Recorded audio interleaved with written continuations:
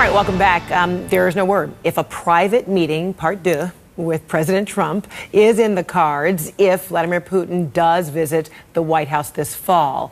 Despite loud criticism from Democrats and even some Republicans, the leaders met by themselves in Helsinki. No advisors in the room, just two interpreters. I want to bring in Dmitry Zarechnek. He is a Russian interpreter who has his own experience in high-level meetings. He worked interpreting for President Ronald Reagan during his summit with Soviet leader Mikhail Gorbachev in Iceland in 1986. All right, Dmitry, good to see you. So what do you remember about who was in the room between Gorbachev, Reagan, you, the other interpreter? Who else?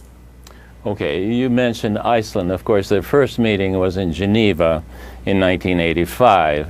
And in that meeting, it was just Reagan, Gorbachev, myself, and the Soviet interpreter. In Iceland, by the time that they had met in Iceland, there were also note takers there, in addition to the principals, Reagan and Gorbachev, and in addition to myself and the Soviet interpreter. So if you want to draw a parallel between the meetings in Helsinki, it would be the meeting in Geneva rather than the Iceland meeting. Interesting. So are you put in a position where you are also taking notes? So besides listening and immediately translating, you are also taking notes? Yes. The way it works is that, let's say, Reagan said something, he spoke for a little while, and I'm taking notes as he's speaking. When he finishes speaking, I look at my notes from what he's saying, and I put that into Russian for Gorbachev.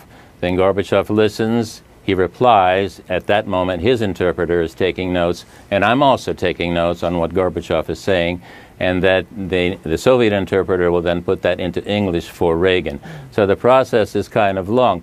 Initially, they expected the meeting would last 20 minutes. Well, that's very unrealistic because 20 minutes back and forth is not bad. But when you're doing through interpreters, it's cut in 1/4. In other words, it leaves only 5 minutes for each side to speak, which is unrealistic, which is what happened also with the first meeting between President Trump and President Putin in the G20.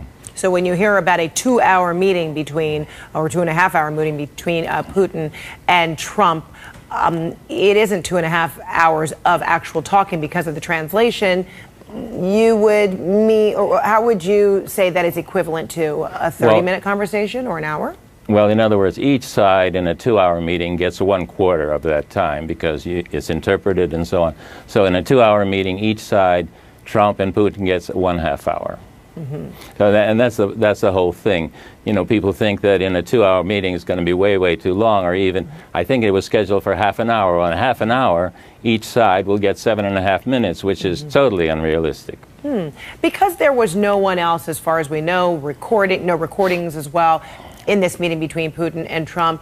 Is it fair, in your view, that an interpreter or translator would be put in a position of having to convey the content of that meeting after the fact?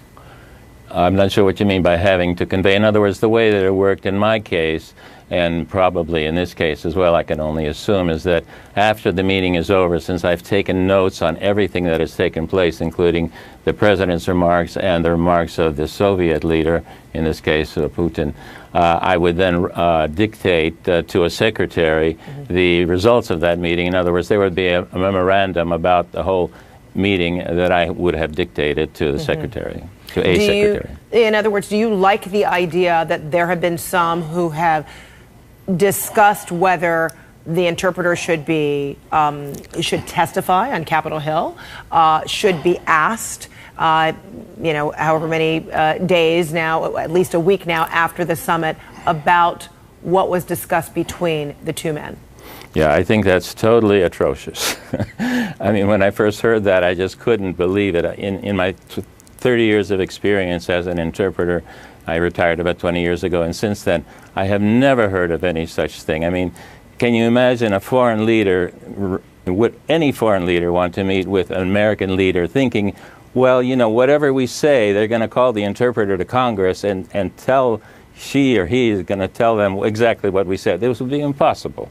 You know, it's just totally atrocious. And, you know, I've talked to other interpreters, those that are like Trump, those that don't like Trump, and they all think this is just crazy. And is it your feeling that would be atrocious because the note-taking isn't comprehensive enough to do that, or you believe that would violate kind of the trust, the job, the duty of a translator in a setting like that? Of course, exactly that. In other words, the interpreter is just an extension of the president or whoever, the Secretary of State or whoever. He's not an independent entity, so it's not someone that can be quizzed independently of that. You know, if they want to quiz the president or whoever, fine, you know, that's part of the game, but not the interpreter. That's just an extension of the president. Dmitry Zarechnak, thank you so much for your time. Appreciate and expertise. Okay, my pleasure.